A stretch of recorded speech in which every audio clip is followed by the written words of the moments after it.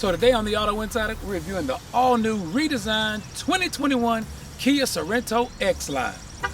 If you ask me, there was nothing wrong with the outgoing Sorento, but this one is even better. In fact, until the Telluride came out, the Sorento was the flagship SUV for the Kia line.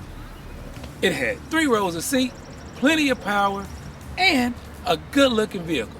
On my first review of this vehicle, when I saw it from a distance, I wasn't a huge fan of the way it looked. I thought it was too small, but it still has 3 rows and it still does its job the way it was designed. If there's anything that I may lift my eyebrow about on this 2021 Kia Sorento, is the space behind the 3rd row.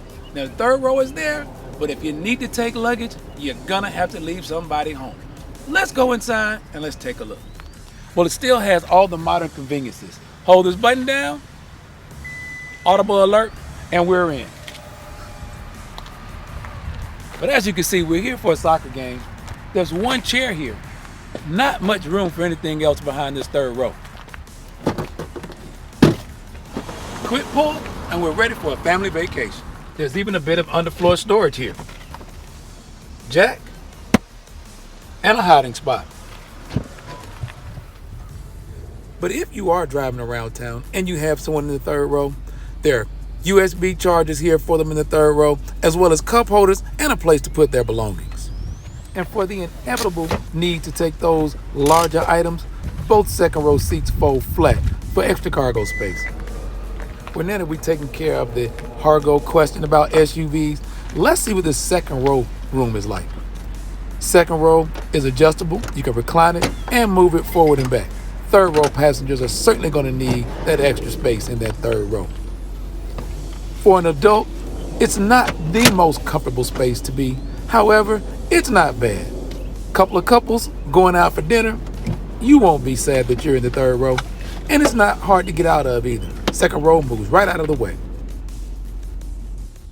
But if you are one of the couples who has a ride in the 2nd or 3rd row, get there early. 2nd row has a lot more conveniences, like USB chargers right in the seat backs. One in the passenger seat, and there's one in the driver's seat as well.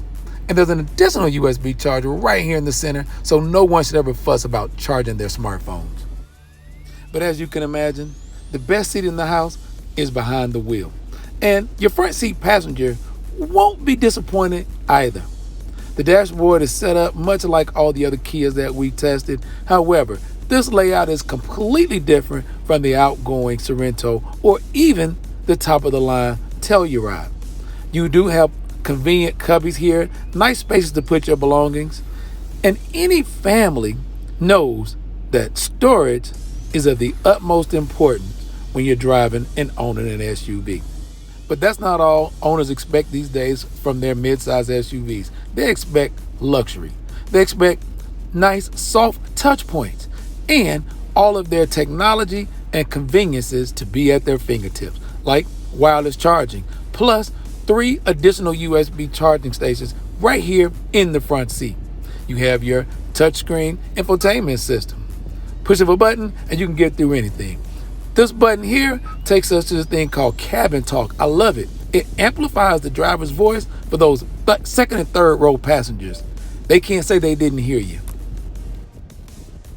But now for the one thing that I've come to expect out of all vehicles produced after 2021. While we love the touchscreen, you have to have redundant buttons and features that allow you to get through the most commonly used features like your radio, your HVAC, your drive modes.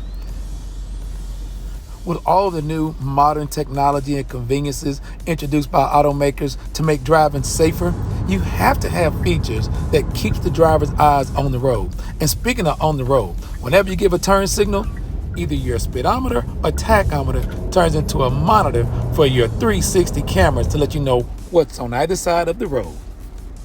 And speaking of road, it does a little bit of off-road too.